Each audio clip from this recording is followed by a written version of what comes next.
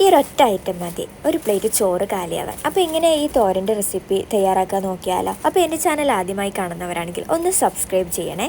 ഞാനിത് ചട്ടിയിലേക്ക് 2 teaspoon oil ഒഴിച്ച് കൊടുക്കുന്നുണ്ട്. ഇതിലേക്ക് 1 ടീസ്പൂണ് കടുക് ഇട്ട് കൊടുക്കാം.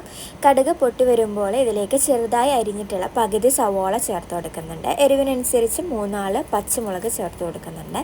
2 അല്ലി വെളുത്തുള്ളി നീളത്തിൽ കട്ട് ചെയ്തത്. ഇത് ജസ്റ്റ് ഒന്ന് മിക്സ് ആക്കി കൊടുക്കുക. ഇതിൻ്റെ കളറ് ചെറുതായി ഒന്ന് മങ്ങി വരുമ്പോൾ ഇതിലേക്ക് ഒരു 1/4 ടീസ്പൂൺ മഞ്ഞൾപ്പൊടിയും 1/2 ടീസ്പൂണ് ഉണക്കമുളക് ചതച്ചതും കൂടി ചേർത്ത് വഴറ്റിയെടുക്കാവുന്നതാണ്.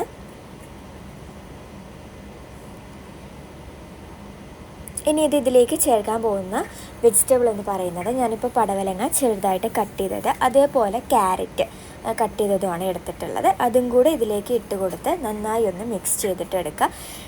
ലോ ഫ്ലെയിമിലാണ് കുക്ക് ചെയ്തിട്ട് എടുക്കേണ്ടത്. ഇതിൽ എക്സ്ട്രാ വെള്ളവും കാര്യങ്ങളൊന്നും ചേർക്കുന്നില്ല. ആവിയിലാണ് കേട്ടോ വേവിച്ചെടുക്കുന്നത്. ഒരു 15 മിനിറ്റ് മതിയാവും.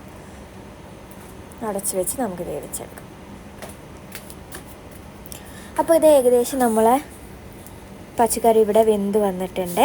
ഇത് ഒന്ന് മിക്സാക്കി കൊടുത്തതിന് ശേഷം ഇതിലേക്ക് ഇത് അരമുറി പച്ചത്തേങ്ങ ചിരകിയത് ഇട്ട് കൊടുക്കുന്നുണ്ട്. ഇതും കൂടെ ചേർത്ത് നന്നായി ഒന്ന് മിക്സ് ചെയ്തിട്ട് എടുക്കാം.